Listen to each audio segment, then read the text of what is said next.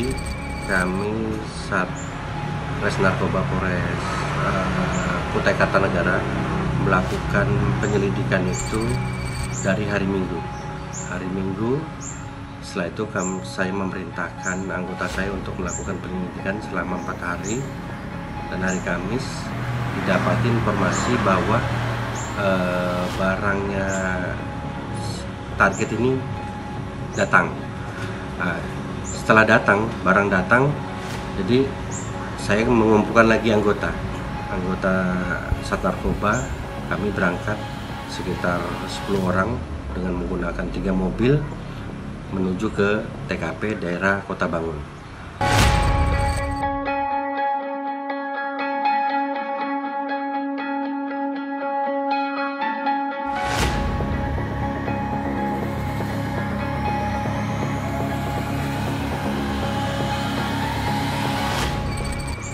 Pada pukul 04.00 kami melakukan penggerebekan di rumah tersangka, yang mana di dalam rumah tersangka itu ada 5 orang. Ini berapa isinya? 1 G atau setengah? Buka. Punyamu itu? Punya buku. Coba buka. Buka. Jauh lain lagi. Jauh lain lagi nih. Nih. Setelah kami amankan tersangka pertama, melakukan penggeledahan, di dalam kamarnya itu ditemukan dalam tas kecil itu berisi obat batuk yang udah dipres. Setelah kami buka, ternyata isinya sabu. Itu ada 16 poket harga 1 juta, harga 800.000 dan 400.000.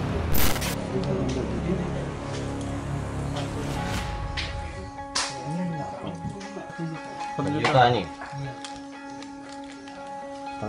setengah ya.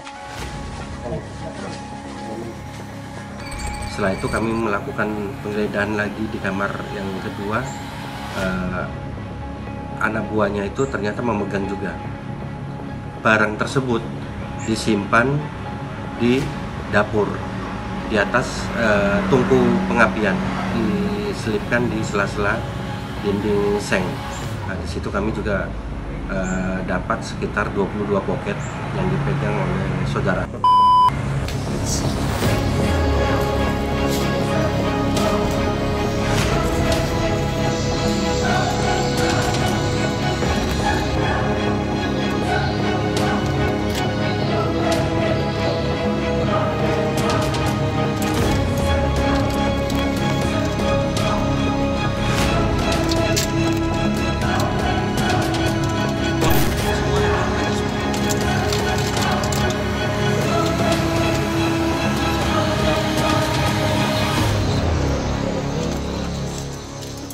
Dan di rumah tersebut sering dilakukan transaksi.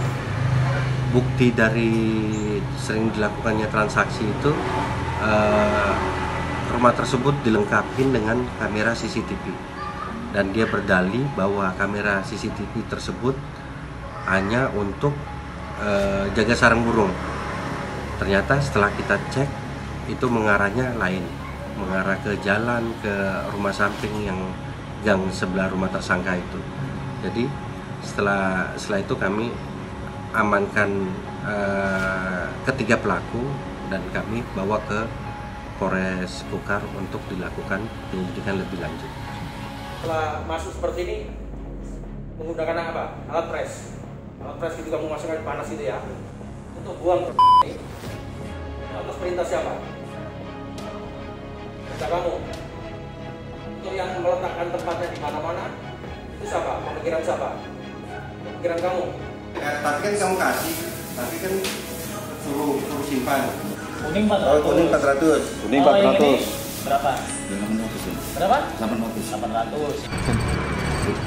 Narkoba sangat jelas merusak generasi bangsa. Makanya kita setiap informasi laporan dari masyarakat kita akan tindak lanjuti.